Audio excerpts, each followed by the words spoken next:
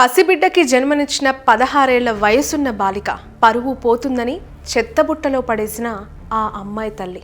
ఈ వార్త ఒక మహిళగా కంటే ఒక తల్లిగా నాకెందుకో పెయిన్ అనిపించింది. మీ అందరితో షేర్ చేయడానికి వీడియో చేయాలనిపించింది. అసలు మన ఇండియాలో prohibition of child marriage act 2006 ప్రకారం ఒక ఆడపిల్ల మ్యారేజ్ చేసుకోవాలి అంటే లీగల్ ఏజ్ 18 ఇయర్సే కదా. But the prohibition of child marriage bill 2021 ప్రకారం ఈ ఏజ్ని 18 నుంచి 21 చేయాలి అని మరోవైపు కొన్ని డిమాండ్స్ కొనసాగుతున్నాయి.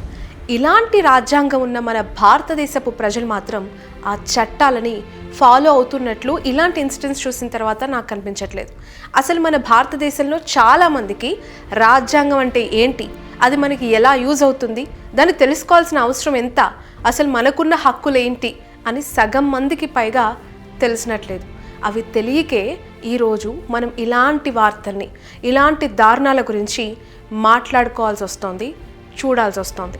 అసలు ఎవరి అమ్మాయి కనీసం పట్టుమని 18 ఏళ్ళు కూడా నిండకుండానే, పెళ్లి వయసు కూడా రాకుండానే ఒక పసిబిడ్డకి జన్మనివ్వటం అంటే అసలు ఎలాంటి వార్త, ఎంత ఇంటెన్స్ ఉంటుంది ఇందులో. ఆ పసిబిడ్డ పుట్టగానే వాళ్ళు ఎలాంటి దారుణానికి పాల్పడ్డారు. ఒకరి వల్ల గర్భం వస్తే ఇంకొకరు చేశారని ఆ అమ్మాయి పోలీసులను ఎలా నమ్మించగలిగింది?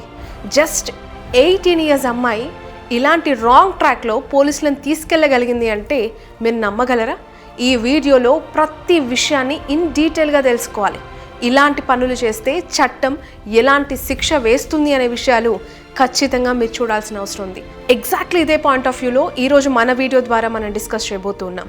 కొత్త వాళ్ళు మన ఛానల్ని సబ్స్క్రైబ్ చేసి బెల్ ఐకాన్ని ఆన్లో పెట్టుకోండి. అప్పుడే ఇలాంటి useful and educational and knowledge oriented videos మీ వరకు రీచ్ అవుతాయి. సో ఈ వీడియోలో మాకున్న కొన్ని రూల్స్ అండ్ లిమిట్స్ ప్రకారం ఆ అమ్మాయి పేరు ప్రస్తావించడం కానీ, ఆ అమ్మాయి ఫేస్ని రివీల్ చేయటం కానీ, ఓపెన్గా చూపించడం కానీ నేను చేయాలనుకోవట్లేదు. ఎందుకనంటే ఈ విషయాన్ని మీరందరూ క్లియర్గా అర్థం చేసుకుంటారని భావిస్తూ ఈ వీడియో చేస్తున్నాను తప్ప అమ్మాయి ఫేస్ని, అమ్మాయి యొక్క డీటెయిల్స్ని మీకు చూపించడం కోసం కాదు. ఈ వార్తకున్న ఇంటెన్స్ అలాంటిది కాబట్టి ఇలాంటి సెన్సిటైజ్ ఇష్యూస్లో వాళ్ళ ఫేసెస్, వాళ్ళ డీటెయిల్స్ చూపించకూడదని భావిస్తూ ఈ వీడియో చేస్తూ ఉన్నాను.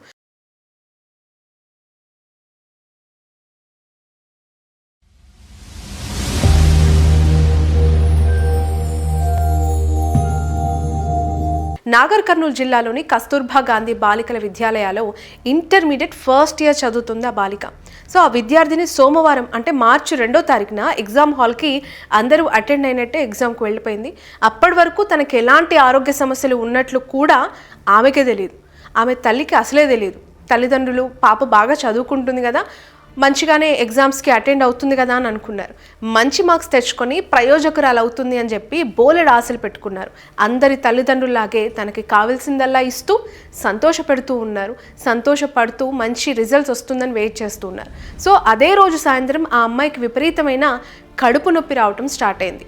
ఆమె పరిస్థితి చూసి వెంటనే తన తల్లితో కలిసి అక్కడ అందుబాటులో ఉన్న ఒక లోకల్ హాస్పిటల్కి ఆ బాలిక వెళ్ళింది.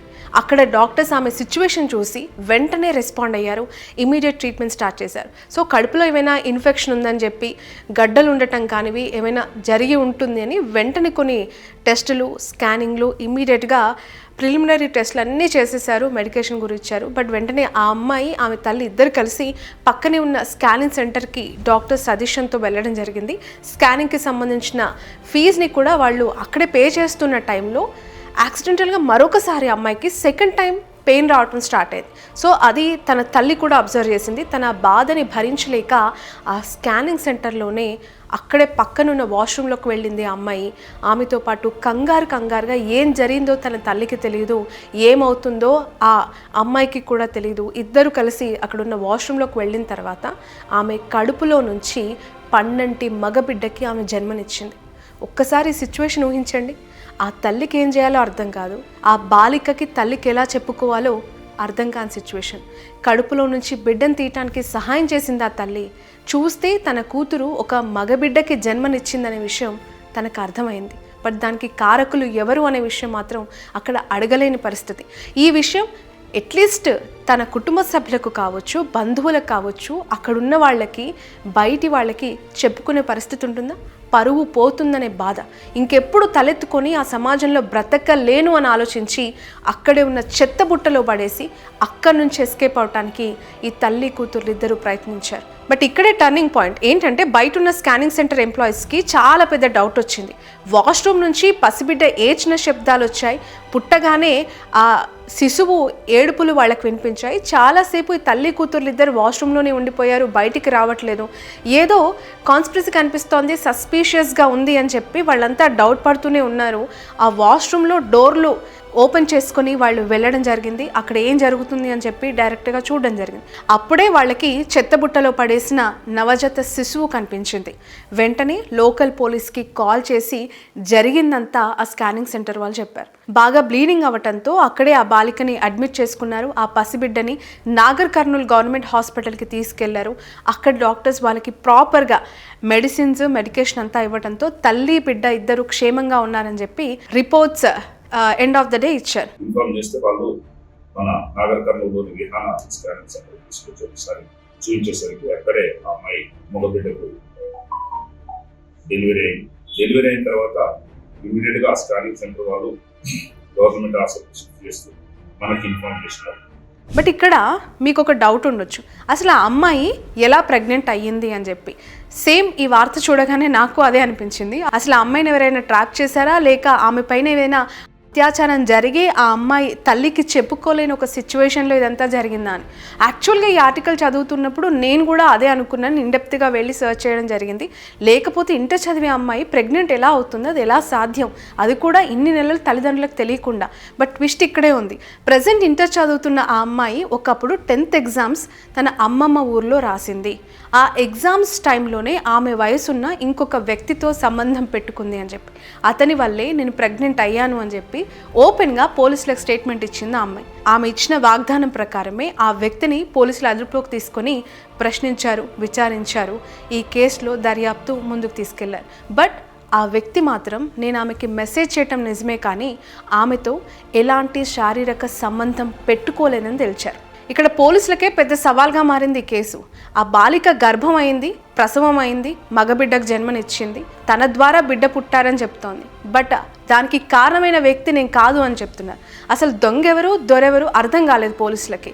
ఇక్కడే కదా ట్విస్టులు ఉండేది. సో DNA టెస్టులు చేస్తే కానీ మీ బండారం బయటపడదని చెప్పి అసలు రూపం చూపించారు పోలీసులు. వాళ్ళిద్దరినీ కూడా పోలీసుల స్టైల్లో బెదిరించారు. ఎందుకనంటే అప్పటికే వాళ్ళు నీళ్లు నమ్ముతూ కనిపించారు. ఏదో ఒక విషయం దాస్తున్నట్టుగా కూడా పోలీసులకు కనిపించింది. బట్ ఈ అమ్మాయి ఎవరైతే అబ్బాయి పేరు చెప్పిందో, ఈ కేసులో తన ఇన్వాల్వ్మెంట్ ఉంది, నాకు గర్భం రావడానికి అతనే కారణం అని చెప్పిందో, ఆ అబ్బాయి మాత్రం భయపడలేదు, ఎక్కడా జంకలేదు. ఎందుకనంటే తన తప్పు కాదు అని చెప్పి అతనికి ఫుల్ క్లారిటీ ఉంది. సో చేయని తప్పుకి వేరే వ్యక్తి పైన రుద్దుతామని ప్రయత్నించిన ఆ అమ్మాయి మాత్రం అక్కడ భయపడింది. ఆ భయంతోనే ఈ నిజాల్ని పోలీసులకు పోలీసులు కక్కించారు. మా ఇంటి దగ్గర మా బంధువు ఒకరు ఉన్నారు, అతనికి ఆల్రెడీ మ్యారేజ్ అయింది, నా ప్రెగ్నెన్సీ కారణం అతడే అని చెప్పి పోలీసులకి ఉన్న విషయం చెప్పింది. అది విన్న పోలీసులు కంగు తిన్నారు. అండ్ ఆమె పేరెంట్స్ కూడా షాక్ అయ్యారు. ఆ అమ్మాయిని ప్రేమిస్తున్న అతనికి పెళ్ళైంది, పిల్లలు కూడా అయినప్పటికీ ఈ అమ్మాయిని ప్రేమిస్తున్నారు. ఆ అమ్మాయికి మాయమాట ఆ అమ్మాయిని బలవంతంగా శారీరకంగా కలవడం వల్ల ఆ అమ్మాయి ప్రెగ్నెన్సీ. ఒకసారి ఊహించండి ఎంత సినిమాటిక్ లెవెల్లో స్టోరీ అల్లిందో. నాకు తెలిసి మనం రీసెంట్గా చూసిన ఏ క్రైమ్ థ్రిల్లర్స్లో కూడా ఇలాంటి నరేషన్ ఉండదేమో.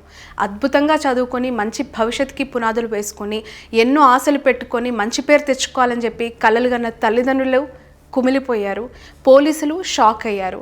ఆ అమ్మాయి కెరియరు, ఆ అమ్మాయి లైఫ్ అంతా కూడా ఒక మచ్చలాగా ఇన్సిడెంట్ మిగిలిపోతుందని అనిపిస్తోంది. ఆమె ఇచ్చిన ఇన్ఫర్మేషన్ అండ్ స్కానింగ్ సెంటర్లో వచ్చిన రిపోర్ట్స్ ప్రకారం పోలీసులు ఆ పలానా వ్యక్తిని గట్టిగా క్వశ్చన్ చేశారు. అంటే గర్భానికి కారణమైన వ్యక్తిని ఇంట్రాగేషన్ చేశారు. అతను భయపడి అవును నేనే చేశానని ఒప్పుకోవడంతో అతని పైన కూడా ఇవాళ రోజున పోక్సో కేసు కింద కేసు రిజిస్టర్ చేశారు. ఇక్కడ మీరు ఒక పాయింట్ గమనించారా? ఆ అమ్మాయి తను చేసిన తప్పుని ఒప్పుకోకపోవడమే కాకుండా ఏ తప్పు చేయని ఒక అబ్బాయి పైన నింద మోపాలని ప్రయత్నించింది. ఒకవేళ అదే నిజమని పోలీసులు చట్టం నమ్మితే అతని పరిస్థితి ఏంటి?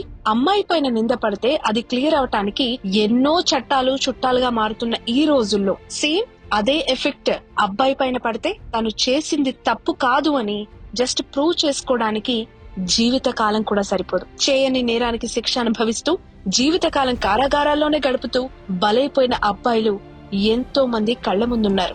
ఒకసారి మీరు కోర్టు మూవీ చూస్తే ఈ విషయం మీకు అర్థమవుతుంది. అమ్మాయి కేసు పెట్టినా, వాళ్ళ కుటుంబ సభ్యులు కేసు పెట్టినా, ఒక అబ్బాయికి న్యాయం జరగాలి అంటే ఆ దేవుడే దిగి రావాలి, లేదా ఆ దేవుడి దగ్గరికి వెళ్లిపోవాలి. మీలో చాలా మందికి పోక్సో యాక్ట్ గురించి తెలియకపోవచ్చు, వింటూ ఉంటాం, బట్ ఇంత ఇంటెన్స్ ఉంటుందా, ఈ కేసు సివియారిటీ ఇంత ఉంటుందా అని చెప్పి చాలా సందర్భాల్లో మీకు డౌట్ వస్తుంటుంది. ఎందుకనంటే ఈ మధ్య కాలంలో ఈ కేసు రిజిస్ట్రేషన్స్ చాలా ఎక్కువ అవుతున్నాయి. చాలామంది ఈ కేసు బారిన పడుతూ ఉన్నారు. ఎందుకు అనంటే మైనర్స్ని లైంగికంగా వేధిస్తూ ఉన్న కేసుల్లో ఈ కేసు అనేది రిజిస్టర్ అయితే ఖచ్చితంగా వాళ్ళు జీవితంలో ఆ మరకని చెరిపేసుకోలేనంత ఇంటెన్స్ ఉన్న కేసు కాబట్టి దీని గురించి ఒకసారి మీరు కూడా వినాల్సిన అవసరం ఉంది. November 14, 2012 the protection of children from sexual offences POCSO యాక్ట్ని అమల్లోకి తీసుకొచ్చారు. ఎవరైతే 18 years బిలో ఏజ్ ఉన్న అమ్మాయి అయినా అబ్బాయి అయినా లైంగిక వేధింపులకి గురి అయినా, వేధింపులు భయపడి శారీరకంగా వాళ్ళపైన ఎలాంటి అత్యాచారం చేసినా వాళ్ళపైన ఈ యాక్ట్ అనేది ఇంప్లిమెంట్ అవుతుంది, ఈ కేసు అనేది ఫైల్ అవుతుంది. మరి తప్పు చేసిన వారికి ఎలాంటి శిక్ష పడుతుంది అని మీకు డౌట్ రావచ్చు. అఫ్కోర్స్ కొన్నిసార్లు 10 years వరకు పనిష్మెంట్ వేయొచ్చు, ఇంకొన్నిసార్లు 20 సంవత్సరాల వరకు ఆ పనిష్మెంట్ని ముందుకు తీసుకెళ్ళొచ్చు. చేసిన తప్పు క్షమించలేనిది అయితే ఉరి శిక్ష కూడా పడే అవకాశం ఉంటుంది. మరి తప్పు చేసిన ఈ పర్సన్కి ఎలాంటి శిక్ష వేయాలి అనేదే చట్టం చేతుల్లో ఉంది. దానికోసమే ఈ విచారణలు, ఈ బెయిల్లు, ఈ కేసులు, ఇంటరాగేషన్స్. అందుకే మన ఇండియాలో స్కూల్ స్టేజ్ నుంచి మన రాజ్యాంగం గురించి లెసన్స్ చెప్పడం చాలా అవసరం అని నా పర్సనల్ ఫీలింగ్. ఎందుకు అని అంటే రూల్ని తీసుకురావటం లేట్ అయితే ఫ్యూచర్లో జరిగే దారుణాలు మనం అస్సలు ఊహించుకోలేం. ఎడ్యుకేషన్ సిస్టమ్ స్టార్టింగ్ స్టేజ్ నుంచే మన లైఫ్తో ముడిపడి ఉన్న అన్ని అంశాల గురించి స్కూల్లోనే సబ్జెక్ట్ వైజ్గా పిల్లలకి ఎక్స్ప్లెయిన్ చేస్తే ఖచ్చితంగా ఫ్యూచర్లో వాళ్ళకి నాలెడ్జ్ ఉండి ఇలాంటి క్రైమ్స్కి దూరంగా ఉండే అవకాశం ఉంటుందని నేను అభిప్రాయపడుతూ ఉన్నాను. ఈ ఇన్సిడెంట్ పైన మీ ఒపీనియన్ ఏంటి? కింద కమెంట్ సెక్షన్లో ఖచ్చితంగా మెన్షన్ చేయండి. అండ్ ఇలాంటివి జరగకుండా ఉండాలి అంటే ఇంకా ఎలాంటి రూల్స్ని పాస్ చేయాలి, ఇంకా ఎలాంటి చట్టాలు కఠినతరం చేయాలి మన ప్రభుత్వాలు, ఇలా చేస్తే దీని రిజల్ట్ ఇలా ఉంటుంది, ఇంకా స్ట్రిక్ట్గా ఇంప్లిమెంట్ చేయాల్సిన అవసరం ఉంది అని చెప్పి మీకు ఏదైనా అభిప్రాయం ఉంటే ఖచ్చితంగా కమెంట్ సెక్షన్లో మెన్షన్ చేయండి. అండ్ మరొక న్యూ కంటెంట్తో మళ్ళీ మీ ముందుకు వస్తాను.